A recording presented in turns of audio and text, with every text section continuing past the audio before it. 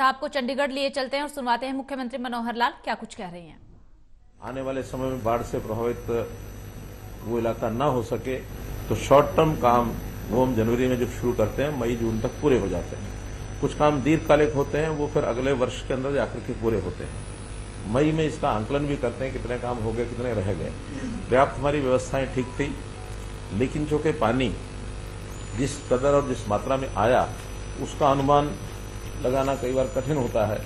अगर मैं आंकड़ों से बताऊं तो 8 जुलाई और 12 जुलाई के बीच ये जो 5 दिन का अवसर और वक्फा है, इस 5 दिन में सामान्य तौर पर जो रेगुलर पिछले आंकड़े हैं 28.4 मिलीमीटर वर्षा होती है, लेकिन इस बार ये 110 मिलीमीटर पूरे राज्य की बात बता रहा हूं, 110 मिलीमीटर वर्षा हुई जो लगभग 400% बन जाती है, यानी पिछला उसके ऊपर 300% अधिक।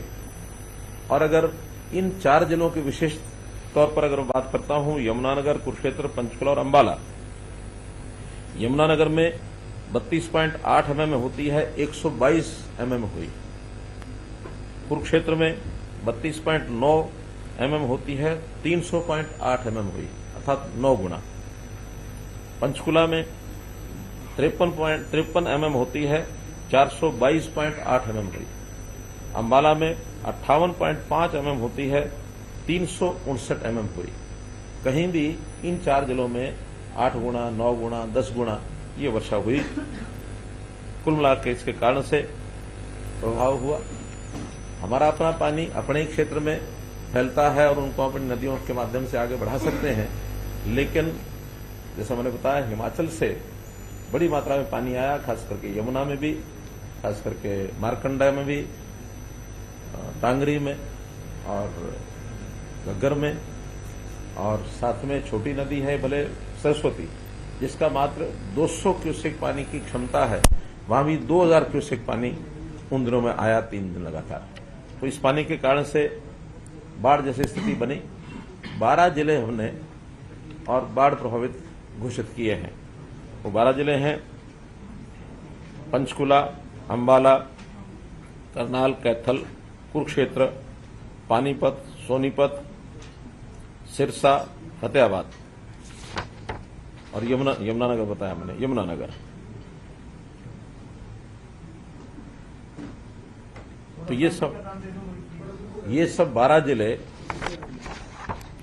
जिसके अंदर कुल मिलाकर जिन गांवों में पानी भरा है बाढ़ का 1353 गांव और 6 एमसीज, जिसमें 3 तो पूर्ण रूप से अंबाला शहर, अंबाला छावनी और बराड़ा, 3 आंशिक रूप से, थोड़ा एरिया पंचकुला का भी एक आध बाढ़ में पानी आया है, कुछ बस्तियों में कुरुक्षेत्र में आया है, कुछ बस्तियों में शाहबाद में आया है। तो उसे 6 म्यूनिसिपैलिटीज भी इससे प्रभावित हुई है। हम लोगों ने बचाव के कार्य के नाते से जो आंकड़े अभी तक हमारे पास आए हैं, इन सब गांवों में तुरंत जिला एडमिनिस्ट्रेशन के लोग वो पहुंचे, जहां एसडीआरएफ की, एनडीआरएफ की आवश्यकता थी वो हमने भिजवाई। सेना के लोग वहां गए, स्थानीय जितनी शक्ति थी वो सब लगी ही है। हमारी पुलिस भी, सामान्य जो पुलिस के काम होते हैं उसके अतिरिक्त बचाव कार्यों में, सेवा कार्यों में वो भी लगे। कुल मिलाकर 41 राहत शिविर लगाए गए, जिसमें 6629 लोग वहां पहुंचे। कुल आज भी 1774 लोग अभी उन कैंपों में रह रहे हैं, शेष अपने घरों को वापस चले गए हैं। ऐसे सब शिविरों में हमारे स्वास्थ्य विभाग ने भी इलाज के लिए शिविर लगाए। 147 गांव में फॉगिंग कराई गई है, 2500 ओआरएस पैकेट दिए गए हैं, और जिन लोगों का छोटी मोटी बीमारी के कारण से इलाज हुआ, ऐसे 37,500 लोगों का इलाज हुआ। पशुओं के लिए चारा, पानी की आपूर्ति, दवाएं, और जहां कहीं शिविर थे उनमें भी ये सारी व्यवस्थाएं हमने सब की। इस चारे पर जो हमारा डिजास्टर मैनेजमेंट का जो फंड है उसमें से प्रति जानवर 80 रुपया प्रतिदिन और छोटे जानवर के लिए 45 रुपया प्रतिदिन ये राशि भी उनको भेजी गई है ताकि उस खर्च से वो अपना कार्य कर सकें। जहां तक क्षति का अनुमान है, अभी तक आंकड़े निरंतर जुटाए जा रहे हैं, फिर भी मोटे रूप से 35 लोगों की अभी जानकारी, जो पुख्ता जानकारी मिली है कि जिनकी मृत्यु हो गई, जो इस स्थिति में अपनी जान गंवा बैठे। ऐसे ही घायलों की संख्या पूरी एकदम एग्जैक्ट नहीं है, लेकिन फिर भी कुछ लोग घायल हैं, कुछ हॉस्पिटलाइज्ड हैं। सब जिलों में स्थिति तो सामान्य हुई है, पानी उतर गया है, लेकिन अभी 2 जिले इस समय भी प्रभावित हैं, फतेहाबाद और सिरसा, जहां पानी अभी एक सीमा से अधिक अभी भी चल रहा है, क्योंकि घग्गर के पानी का जितना बहाव राजस्थान की तरफ हो जाना चाहिए उतना नहीं हो रहा है। वहां के पैसेज भी उतरा है, आगे जाके नदी नहीं रहती, वो फिर पानी फैलता है और फैलाव के कारण से पानी का जो खिंचाव बनता है आगे की तरफ वो नहीं बना है। धीरे धीरे वो पानी उतर रहा है।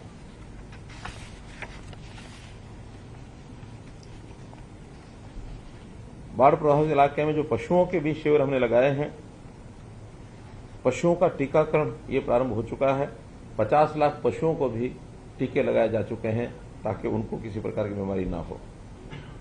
मकान जो अभी तक आंकड़ा मिला है, 125 मकान गिर गए हैं, एक प्रकार से पूर्ण रूप से क्षतिग्रस्त हुए हैं। 615 मकानों को आंशिक नुकसान ये पहुंचा है। इस प्रकार से यह आंकड़ा है। पशुओं में लगभग 50 गाय और भैंस, ऐसे ही 50 भेड़ बकरी, 872 सुअर और 2500 मुर्गियां अभी तक रिपोर्ट जो हुई है इनकी डेथ हुई है।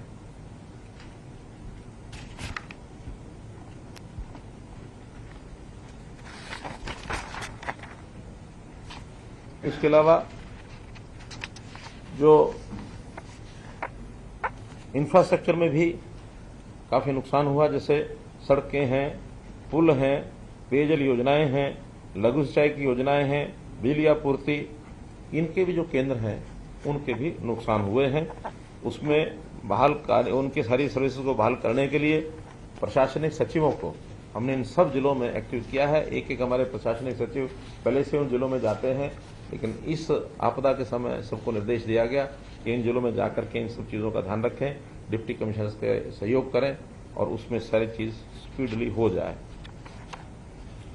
इनकी मुरम्मत के लिए हमने एससी की अध्यक्षता में कमेटियां गठित कर दी हैं। सड़कों की मुरम्मत के लिए वो अपने लेवल पर 10 लाख से 1 करोड़ रुपए तक का कोई भी काम है उसको करा सकेंगे और 1 करोड़ से ऊपर के सब काम इंजीनियरिंग वर्क्स पोर्टल जो बनाया गया है उसके ऊपर लोड करेंगे और वहां भी स्पेशल एक टेंडर निकाल करके 7 दिन के अंदर अंदर ऐसे सब कामों को कराने का प्रयत्न किया जाएगा। जो अनुमान अभी तक आया है नुकसान का, जैसे खास करके जो हमारे डिपार्टमेंट्स के द्वारा बनाए जाने वाले जितने प्रोजेक्ट्स हैं उसमें लाइनिंग, बांध, नदियों के किनारों के कटाव, जो ऐसे प्रोजेक्ट्स हैं, लगभग 399 प्रोजेक्ट्स के ऊपर ये नुकसान हुआ है और अभी जो उसका अनुमान लगा है कि 90 करोड़ रुपया उसके ऊपर खर्च आएगा। 1142 किलोमीटर लंबी 996 सड़कें ऐसे हैं जो तुरंत जिसकी मरम्मत की आवश्यकता रहेगी, कहीं उसको नया बनाने की भी आवश्यकता पड़ सकती है। 230 करोड़ रुपए का बजट इसके लिए भी लगेगा। बारिश और बाढ़ से राज्य में 3,369 खंभे बिजली के वो या टेढ़े हो गए हैं या गिर गए हैं। 1477 ट्रांसफार्मर्स जो डिस्ट्रीब्यूशन ट्रांसफर रहते हैं, ट्रांसफार्मर होते हैं, ये सब क्षतिग्रस्त हुए हैं। इस पर भी विभाग का अनुमान है कि 22 करोड़ 8 लाख रुपया इसके ऊपर खर्च आएगा। सरकारी पशु औषधालय और पशु चिकित्सालय ये भी लगभग 1.25 करोड़ रुपया इस पर खर्च आएगा।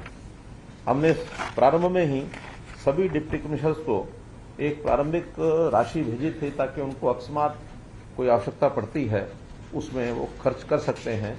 उनको लगभग 4 करोड़ रुपया हमने 4.5 करोड़ रुपया भेजा था, उनके डिस्पोजल पर रखा था ताकि इमीडिएट कोई भी अरेंजमेंट उनका आवश्यकता हो उसमें कर सकते हैं। और उसके बाद भी सभी उपायुक्तों को जो भी इस प्रकार की हानि है, नुकसान है, उसके लिए पावर्स डेलीगेट की गई हैं। पहले ये पावर्स बहुत कम होती थी, सिर्फ 20,000 रुपया डिप्टी कमिश्नर की पावर होती थी। लेकिन जो ऊपर के अधिकारी होते हैं वो अपनी पावर को डेलीगेट कर सकते हैं। तो हमारे एफसीएल साहब ने इनके पास जो पावर्स थी सभी डिप्टी कमिश्नर्स को डेलीगेट की है और जितना वो मुआवजा तुरंत आवश्यकता हो वो दे सकते हैं। वैसे हमने उसके लिए अभी जिनका मुआवजा इन सारे विषयों को लेकर, चाहे मकान है अथवा कोई और नुकसान हुआ है, पशुओं की डेथ हुई है या कोई घायल हुए हैं, जो लोग मृत्यु हो गई जिनकी, उनके परिवारों के प्रति भी हमारी सहानुभूति है। उन ऐसे लोग जो जान खो चुके हैं, खो गए हैं, उनके प्रति श्रद्धांजलि व्यक्त करते हैं हम। उनके लिए 4 लाख रुपया प्रति व्यक्ति ये मुआवजा हमने घोषित किया है और बहुत जल्दी वो मुआवजा जो है उनके परिवारों तक पहुंचा दिया जाएगा। बाकी जितना भी आंकलन करना है, इसमें एक विषय है क्रॉप्स का, क्योंकि खेती का भी बहुत नुकसान जैसा पानी भरा है हमको मालूम है हुआ है। अब इसमें चूंकि खेती का विषय होता है, इसका आंकलन भी बहुत आसान नहीं होता, समय लगता है। और अभी चूंकि बिजाई का समय चल रहा है और बिजाई के समय में हमारे पास ये भी रिपोर्ट्स हैं कि ऐसे अवसर पर अगर बिजाई का समय होता तो उसके ऊपर दोबारा बिजाई भी हो जाती है। तो अगर 31 जुलाई तक दोबारा बिजाई होती है तो उसका अलग प्रकार से विचार किया जाएगा। और जिन फसलों की बिजाई नहीं होगी, जहां पानी उसके बाद भी उतर नहीं पाएगा, उनके लिए अलग से विचार किया जाएगा। लेकिन हमारे जो पहले से प्रावधान है मुआवजा देने के, वो सारे इस पर भी लागू होंगे, अर्थात 15,000 रुपये एकड़। क्योंकि इसमें इंश्योरेंस वगैरह के लोग इंश्योरेंस नहीं देते हैं जब तक वो पक्की फसल के हिसाब से ही देते हैं, और अभी इंश्योरेंस हुआ भी नहीं है, वो भी प्रोसेस में है। लेकिन हम वो 15,000 रुपया 100% का जो खराबा है उसके हिसाब से देंगे। उससे कम अगर कहीं क्षति है तो उसी हिसाब से जो रेट्स हमारे हैं, इसमें थोड़ा सहायता केंद्र भी करता है, लेकिन कुल मिलाकर के प्रदेश केंद्र का 15,000 रुपये की राशि है।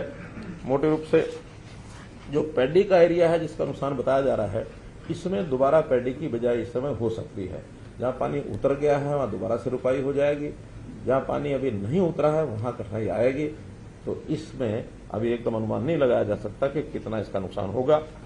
शुगर केन जहां खड़ा है पानी वहां भरा है, लेकिन उसका नुकसान ज्यादा नहीं होता है। वो 3 दिन में 4 दिन में पानी जहां उतर जाएगा उसको कठिनाई नहीं आएगी। अगर कहीं ज्यादा कठिनाई आएगी तो जहां चारा है, फॉडर है, वो चूंकि एक बार नुकसान हो जाता है, या सब्जियां हैं वो नुकसान होता है उनकी सबके। और इसी प्रकार से कॉटन है, कॉटन के खेतों में भी नुकसान हुआ है, उसकी भरपाई भी अब शायद दोबारा से नहीं हो पाएगी। मेज है, पल्सेज हैं, खरीफ ऑयल सीड है, और जो फुटकर जितनी भी फसलें होती हैं, तो ऐसे लगभग ये 18,000 एकड़ ऐसी चीजें हैं जो प्राय समाप्त ही है। उनका तो लगभग 15,000 जैसे मैंने बताया जाएगा। बाकी फसलों का हम निर्णय जो है 31 जुलाई के बाद, जिनकी आवश्यकता रहेगी, जहां नुकसान हो चुका है दोबारा भरपाई उसकी नहीं हो सकती है, उसका हम निर्णय करेंगे। क्योंकि इस बार मेरी फसल मेरा ब्यौरा पर भी हमने किसानों को ये कहा है कि वो 31 जुलाई तक अपनी फसल का ब्यौरा जरूर भरें। थोड़ा 15 दिन पहले किया है, लेट करने से फिर कई बार समय मिलता नहीं है, कठिनाइयां आती है हमको उसका आंकलन करने में, और फिर उसकी प्रोक्योरमेंट करने में भी कई बार प्रोक्योरमेंट शुरू हो जाती है और रजिस्ट्रेशन साथ साथ चल रहा होता है। अभी हमने जैसे देखा सूरजमुखी में उनका आखिर तक प्रेशर आके 2 दिन के लिए और खोल दे, 2 दिन के लिए और खोल दे। व्यवस्था यदि करनी है तो बुआई के तुरंत बाद रजिस्ट्रेशन हो जाए और उसके 15 दिन में 31 जुलाई के बाद 15 अगस्त तक हमारा डिपार्टमेंटल सारा जितना उसको सर्वे करके उसकी मॉनिटरिंग करना, उसकी चेकिंग करना, वो सब चलेगा। और फिर भी कोई खेत रह जाएंगे तो फिर डिपार्टमेंट उसको रजिस्टर करेगा, ताकि 15 अगस्त के बाद कोई खेत ऐसा न बचे जिसका रजिस्ट्रेशन नहीं हुआ। पहली बार हम ये कर रहे हैं कि जितनी एग्रीकल्चर लैंड है, चाहे वो फसल प्रोक्योरमेंट होनी है या नहीं होनी है, चाहे खाली भी रह गई है, तो भी उसका रजिस्ट्रेशन हमने इस बार प्रोत्साहन दिया है किसानों को कि सारी जितनी जमीन है उसका रजिस्ट्रेशन करें। और पूरी जमीन करने के बाद एक उनसे केवल पोर्टल पर टिक कराएंगे कि मैंने अपनी पूरी जमीन का रजिस्ट्रेशन कर दिया है। जैसे ही वो टिक करेगा 100 रुपया एक पुरस्कार के रूप में कहें, कोई उसको ऐसा मेहनताना नहीं कर सकता, लेकिन पुरस्कार के रूप में 100 रुपया उसके खाते में तुरंत जाएगा। एक पुरस्कार की योजना पूरे प्रदेश की भी मैंने बनाई है, जिसमें ट्रैक्टर, जिसमें मोटरसाइकिल और जिसमें मोबाइल, ये भी उसमें इनाम रखे हैं, ताकि सब जो अपनी जमीन को पूरा कर लेंगे तो प्रोत्साहन के नाते से कुछ इनाम भी रखे जाएंगे। हमारा कृषि विभाग उसको डिक्लेयर करेगा जल्दी, ताकि रजिस्ट्रेशन पूरी 100% हो। ये हमारा उसके पीछे टारगेट है।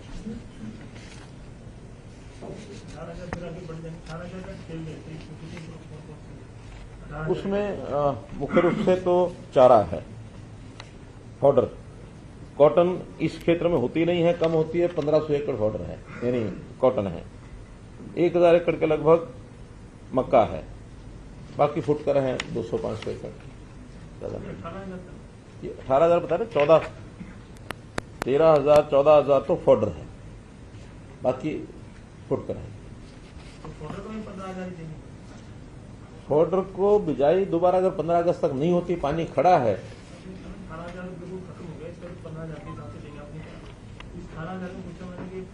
मैंने पता है ये सारे आंकलन 31 जुलाई के बाद करेंगे। हमने फॉडर के लिए अलग से जो पशुओं को जहां हमने शिविर लगाए हुए हैं उनको 90 रुपये प्रतिदिन और 45 रुपये प्रतिदिन फॉडर के नाम से वो देना था कि उनके चारे की जो आवश्यकता है वो वहां से पूरी हो जाए।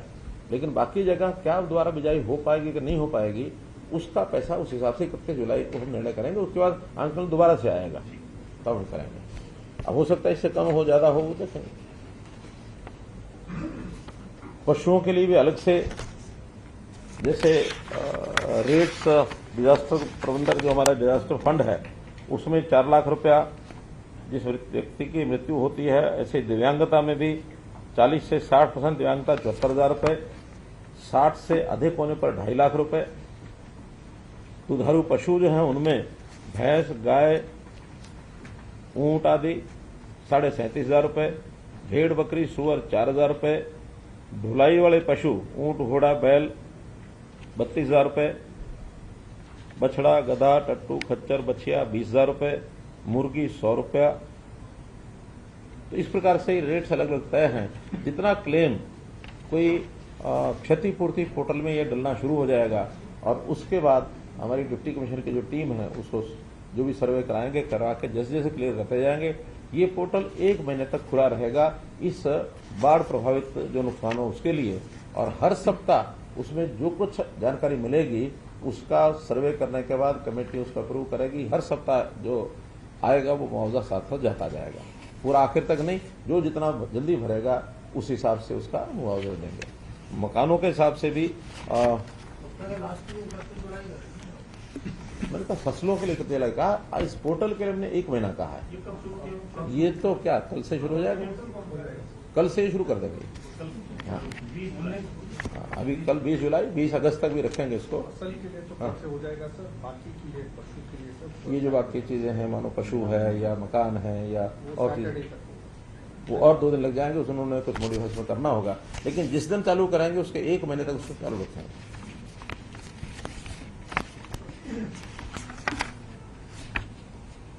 लोगों से हमने अपील की है कि सावधानी बरतनी बहुत आवश्यक है। खास करके बीमारियां फैलने का जो डर होता है उसमें सबसे पहला तो स्वच्छता, फिर हाइजीन, पानी है उसको उबाल कर पिएं। छोटी मोटी तकलीफ होती है तो तुरंत उसको संज्ञान में लेकर के उसको डॉक्टर को दिखा करके उसमें इलाज के लिए आगे बढ़ें। मेडिकल कैंप्स स्वास्थ्य विभाग जगह जगह लगा रहे हैं। जहां गांव में प्रभावित हुए हैं, जो गांव 578 गांव ऐसे हैं जहां पानी भरा ज्यादा और वो निकलने में भी थोड़ा सा देरी लगी है, उसके अंदर से तो 380 गांव ऐसे हैं जिसके अंदर पानी रिसीड होना शुरू हो गया। तो भी उसमें 200 गांव ऐसे हैं जिसमें धीरे धीरे पानी अब घटना आगे शुरू हो जाएगा, वर्षा अगर नहीं आती है तो। शहरों में भी 33 वार्ड हैं जो सबसे ज्यादा प्रभावित हुए हैं। 23 वार्ड में से पानी निकल गया है, 10 वार्ड ऐसे हैं जो अभी भी पानी है। मेडिकल कैंप्स अभी तक जो लगाए गए हैं, 2878 कैंप लगाए हैं। कहीं बुखार की शिकायतें हैं, कहीं गैस्ट्रोएंटराइटिस इसकी शिकायतें हैं, सांप के काटने की भी शिकायतें मिली हैं 38, लेकिन उसका इलाज हो गया है, हो रहा है। कोई सांप के काटने से मरने का तो कोई समाचार नहीं है अभी।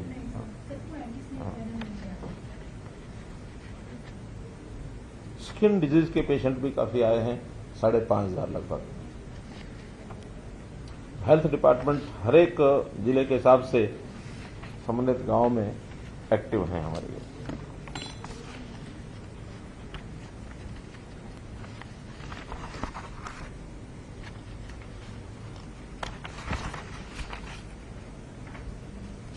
कुल मिलाकर के मित्रों, जितने विषय ध्यान में थे। अभी हमारे डिपार्टमेंट ने काम शुरू कर दिया। ड्रेनेज की जो व्यवस्था है, जहां टूट गए हैं उनको भी नदियों के तटबंध मजबूत करना, जल निकासी की मशीनरी, पंप सेट, पाइपलाइन, नाव आदि, ये सब अभी भी इंटैक्ट हैं। और जैसा मैंने बताया, फतेहाबाद और सिरसा जिला, उनकी आवश्यकता जो अभी भी है उसको पूरा किया जा रहा है। कोई बात आपके ध्यान में आती है तो बता सकते हैं। तो आप मुख्यमंत्री मनोहर लाल को सुन रहे थे, जिन्होंने प्रेस कॉन्फ्रेंस करके बाढ़ प्रभावित इलाकों का जिक्र किया कि 12 जिले बाढ़ से प्रभावित हुए हैं। इसके अलावा 1353 गांव ऐसे हैं जिनमें पानी भरा है और जिन्हें नुकसान हुआ है उनके लिए मुआवजे का ऐलान भी मुख्यमंत्री मनोहर लाल की तरफ से किया जाएगा।